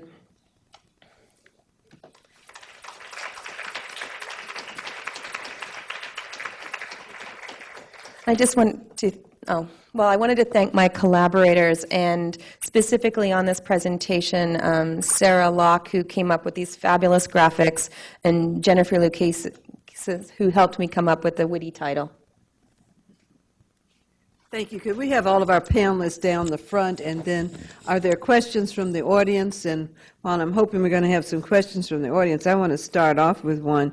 Dr. Pereira, as you showed, and I hate to do this to you as you're walking down, but to use the time, as you showed the results of the effects of environmental toxins in an urban area like New York City and changes in environmental laws, and I think is very impressive. Several of the speakers spoke about changes in laws and environmental policies and how the findings, I think the most exciting thing is to see those findings incorporated into public health policies and statutes. But I could not help but think about, New York City, and then my mind went to many of the cities around the world where we see just smog and traffic and congestion. So I know your work has been focused primarily there, but I wanted to ask you if you might comment if there have been studies made in other countries, especially some of those where the traffic and smog are known to be heaviest in terms of behavior and effects on children and adults. Just if you could just comment on that, because to me it's a very interesting concept, especially since there are many international women's groups who are focusing now on the effects of urbanization on women's health globally. So I'd just like to have you make a few comments there, or any of the other panelists. There we go. A very good question. Are the results in New York City generalizable or consistent with what's been seen in other urban areas around the world in different exposure scenarios, albeit with the same, approximately the same mix of pollutants from the same sources, fossil fuel burning, and as you mentioned, traffic. And there are a number of studies by others that have looked at that, and yes, not exactly at the same outcomes or the same way of measuring, monitoring, but in general our results are consistent with the few studies that have been done, but we ourselves have mounted parallel studies, because we wanted to do studies that would, as much as possible, could replicate each other. So in Poland, for example, where the exposure levels to the PAH pollutants from fossil fuel are actually higher, tenfold higher than in New York City, and the pollutants come both from traffic and from coal burning in that city of Krakow. We have conducted a parallel study to that in New York, and we see the same effects on child intelligence as measured by a slightly different instrument at age 5, and that was published last year in Environmental Health Perspectives. And we see similar effects on child behavior using the same child behavior checklist. So that study is confirming what we saw in Poland, albeit at a different exposure level. A different range of exposures. So what we did was to look within the comparable range of exposure, and we still see the effects in Poland. So, and the other thing is in China, we are doing several studies. We did one in Chongqing, and others are underway, and another is underway in another province, where we have, using slightly different methods, have seen similar effects on child development, and actually measured the benefits of the shutdown of a coal-burning plant in one city in China. It was a very good news story by comparing a cohort enrolled before and a cohort enrolled after the power plant was shut down. That's exciting when we can see the effects of research really having some positive applications. Yes. Any other panelists want to comment on that? Then I want to turn to your last presentation on Dr. Friesen, and I noticed a number of the references you have, and you made a number of comments about the studies not having a sufficient numbers of women, and to point out that I hope that studies that are coming today, and more recent studies, we won't have that problem since, as most of you know, NIH has had a law since 1993 in its policy to require the inclusion of women in studies such that an analysis can be performed on sex differences.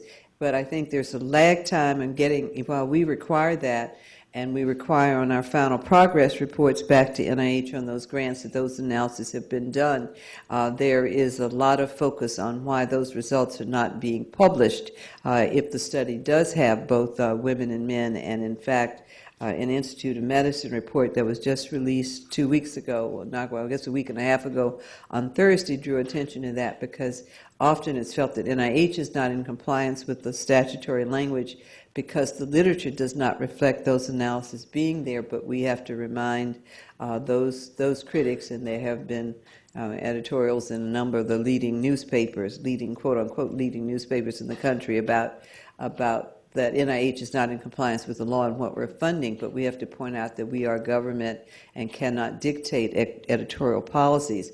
And so this Institute of Medicine report that just came out a week and a half ago on Thursday, the 20-something of September, drew attention again to the fact that we aren't seeing published reports. And we have spoken with the IOM, and we'll be talking with them about perhaps the IOM convening a meeting of journal editors to again re-emphasize the importance of soliciting whether or not analyses, and including that in publications, there may not be enough for power that some journals would like to have, but I should point out the Journal of the National Cancer Institute is one of the few journals that in fact has as part of its editorial policy a request that if analyses were performed by sex or gender, that those analyses be included in the manuscript submitted, and even if no differences were found, that the results should state that. So I just wanted to mention that because it's important, but also to reflect that hopefully we're moving forward on that, especially with this new IOM report that's going to bring more attention to the fact we should be addressing that. I don't know if you want to comment. Just a couple comments on that. It's great to be able to remind people of its importance so that when we see papers that present it differently and see no results, to know that that is also, no difference, I mean, that is also an important contribution. And so we do have to work with the reviewers and the journal editors. When I was looking for some of the papers on exposure differences, I found that you had to go back to the individual data and the researchers. It wasn't published. And so the data can be there, and we just aren't extracting all of it. I think perhaps with the move towards the online supplements for journals, that might give us a better opportunity even to present some of the sensitivity analyses and the stratified analyses that maybe journals have been reluctant to publish in the past. That's one of the things we've been considering. I really don't want our office to go back to supplements, but if there are analyses that could be done and haven't been done because journals aren't publishing them, is that something that NIH or our office might consider in terms of providing funds for supplemental analyses to have that data done? We haven't quite worked that out, but we stopped doing that back in the early 90s because we had the policy starting in 1990, really strengthened in 91, 92, and then the law came in 93. And at that point, we stopped giving supplemental grants for inclusion of women to be able to do those analyses since it was required by law. And I didn't think we should have to fund people to do what they were supposed to do in order to get an NIH grant. But now we look at, almost 20 years later, and the effects of journals not necessarily asking for, including, or encouraging those analyses unless they're women's health journals or gender journals. And so that's a consideration, something we need to think about. Dr. Miller, I see you looking, and I want you to make some comments, so please respond or comment on some other aspect. Well, I just wanted to add to that last point that it's a very important area to try to obviously include gender studies. I think along with that, to also include age group studies. Girls are not just little women is another important thing to remember, right? Yes. So they have all kinds of different physiological effects, hormonal effects, exposures, of course, different patterns of disease in a variety of ways. And new NIH regulations and rules are trying to also include studies of children whenever feasible and possible, to also include this information, because we're missing a lot if we don't really include children and young adolescents and young adults, as well as old adults, into these studies. I think most people, but in case you don't know, we have, the requirement for the inclusion of women and minorities in clinical studies funded by the NIH is based in statutory language, but it originally was based upon an NIH decision to include and to require the inclusion of women and minorities in clinical studies, and that was just strengthened. It sort of gave us the teeth to enforce that. When statutory language was passed in the NIH Revitalization Act of 1993. But NIH also has a policy now for the inclusion of of children in studies. It's not based in statutory language, but it is an NIH policy. And so, in fact, there have been some meetings recently to try to think how we can better enforce this and re-emphasize the need.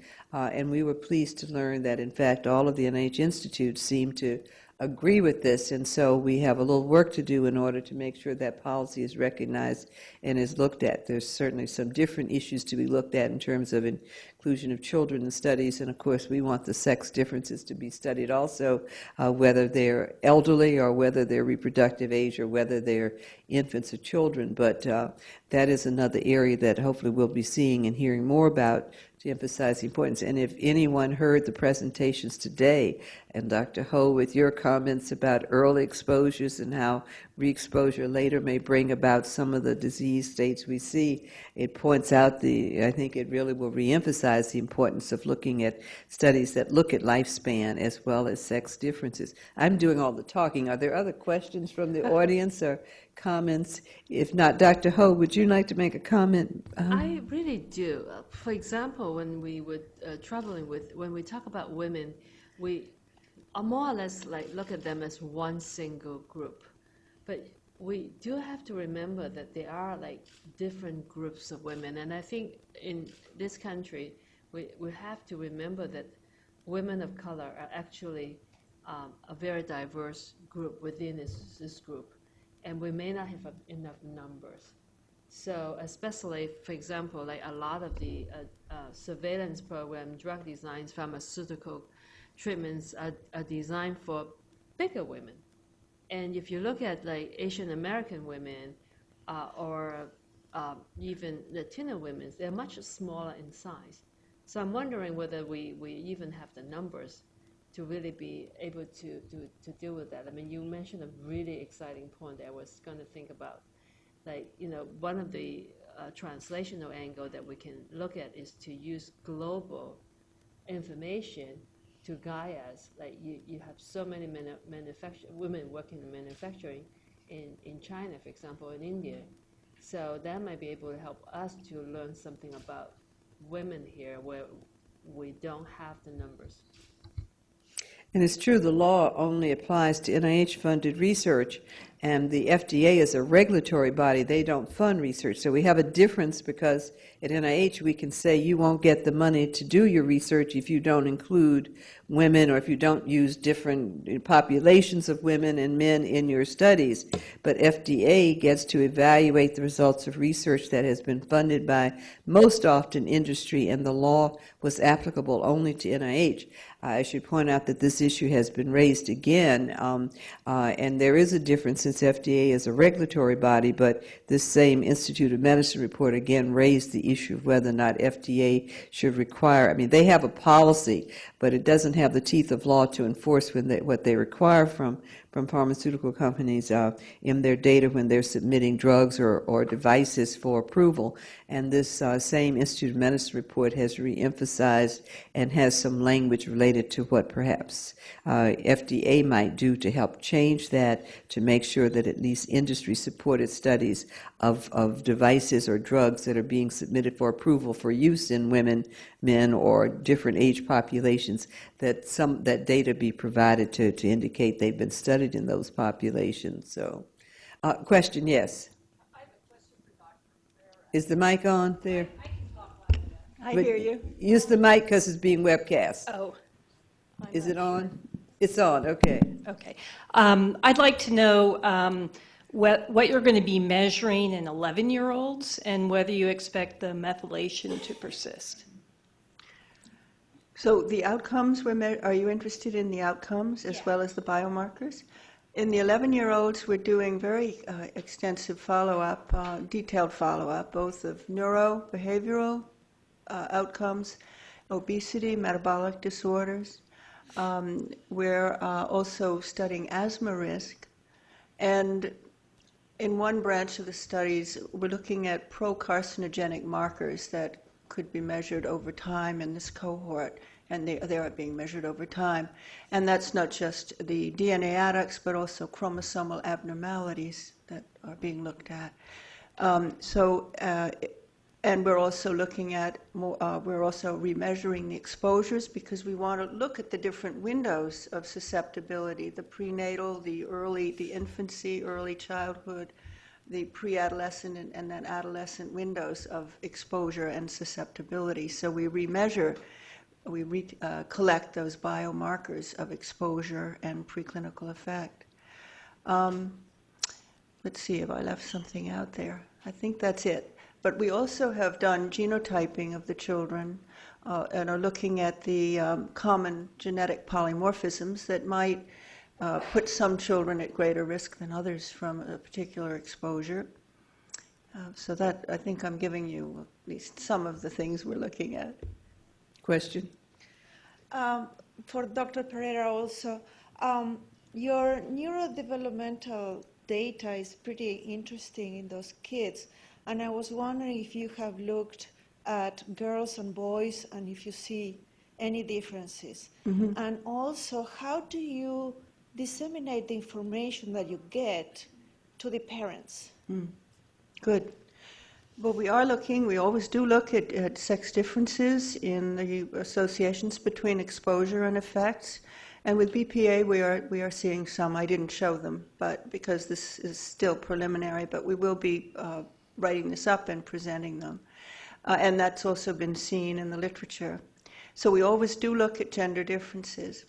With respect to how we communicate the results to participants in the study, we have done several things. At first, we sent newsletters, and particularly when we found that a certain group of pesticides, organophosphate pesticides, were being found at high levels in the umbilical cord blood and in the mother's blood at delivery, and we were very concerned about this. So we did inform the participants and the families about alternatives to spray, and in fact that work has led to integrated pest management interventions both in the cohort and then now citywide. We actually worked on a citywide campaign with the health department and housing department. After we did the individual newsletters, we published individual letters. We published newsletters in Spanish and English and disseminated them in the community through our partners, West Harlem Environmental Action and some of the other community-based organizations that have their own constituencies and their own ways of distributing material. And more recently, we've done the same through physicians' offices in the community, because these are obviously, this is a very good way to inform families. So we use a variety of methods, plus of course the web, but for the people living in our communities, the internet is not necessarily the best way. They don't always have access. Dr. Ho, you want to make a comment? I do have an experience. We have a center called Environmental Health and Breast Cancer, Growing Up Females, a nickname. So we actually follow girls from grade school all the way through puberty. So looking at puberty being a risk factor for breast cancer, and there are many chemicals that we measure, and for particular girls that have very high levels, for everyone who's participating, we thought about how to communicate this back. It's very dramatic, because if the levels of differences are probably about sometimes 1,000-fold difference, but there is no indication of what that means. So what we took an approach is a little bit of a town hall approach. So all the parents are invited to come, and we have a smaller study than yours. We have about 300. So then they each have a little bit of an education of what those numbers means, and then each has a sealed envelope about their daughter's level of exposure, and also has a median and a spread of what the general population, the NHANES studies, what it means, and also what the population that is being studied means, and where their daughter stands.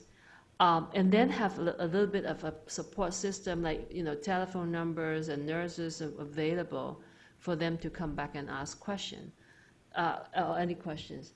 I don't know whether it's helpful or not, but I think it's a very touchy subject. That's an excellent question. Take the last question, and then I'm going to have one 30-minute question for Dr. Miller, and then we will thank you for coming. So please, last question. Thanks to everybody. This is a question for the whole panel. And thinking about how we're moving ahead with the animal toxicology and moving towards looking at induction of toxicity pathways instead of doses and endpoints in animals. I'm just curious to know is how far do we have to go with considering gender differences? Do we have to go, is there something about the female organism that makes the DNA methylation process different from what happens in male organisms? Is the relationship between the DNA strands and the nucleosomes different? Or how, if we're just going to test toxicity pathway induction, do we need to worry whether it's a male or female organism? All right, we have 1 minute left, so I'll take 15 seconds from each of you. We'll go down the panel. Yes. You want to start with Yes, start with you. Yes. Okay. The answer is yes. We see, for example, with bisphenol A and neurodevelopmental outcomes that the effects of exposure are very different in females and males. And there's been a lot of emphasis on research into the sexual dimorphism of the brain and development of the brain. And we have to pay attention to that. So in our parallel animal studies, which are being conducted by Francis Champagne and colleagues at Columbia, in concert with our molecular epidemiological study, they're looking very carefully at gender differences. Okay, so in one of our long-term study, 22 years studies on lead exposure, a birth cohort, we really find that there's a drastic difference between male and females. And so I think in a way we can say that women is only related to estrogen and men is only related to androgen receptors. So in fact, both of them are interacting and working together. So I think the phenotypes could be totally different. With regards to women and men and gender differences, I think we've been assuming it's the same so much. We have to at least convince ourselves it is, or in the examples that have just been given, that they're not. And we just can't move forward and say, oh, we're going to ignore this difference. There are numerous examples ranging from drugs to hormones to ultraviolet light, as I mentioned here, to a variety of stressful factors that strongly suggest men and women behave quite differently to all these different things. And I would say it is not tenable to make those assumptions anymore, and that all of our studies should include analyses of the effects on males and females, unless the data really strongly supports that they are the same. And there are very few examples where that's the case, in fact.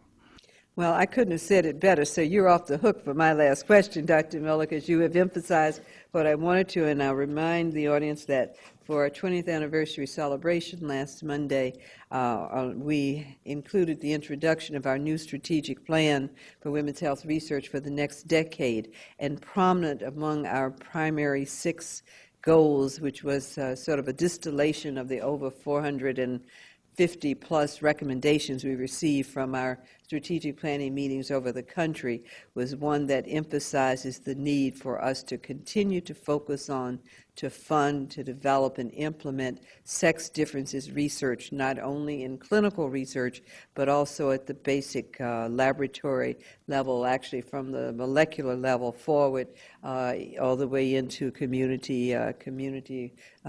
studies and clinical applications. So I think the panel, I thank you for summing up, which really is going to be sort of the essence of our future priorities at NIH for women's health research, and for just marvelous presentations. And I thank the audience that's here, and I thank those of you who are watching on webcast for joining us. And if you'll join me in thanking our panelists, we will conclude this session. So please join me thanking them. And we could ask, we want a photo of all the panelists together. Joyce, please get in the photo with the panelists, please. So we could do that. Thank you all for coming. Mm-hmm.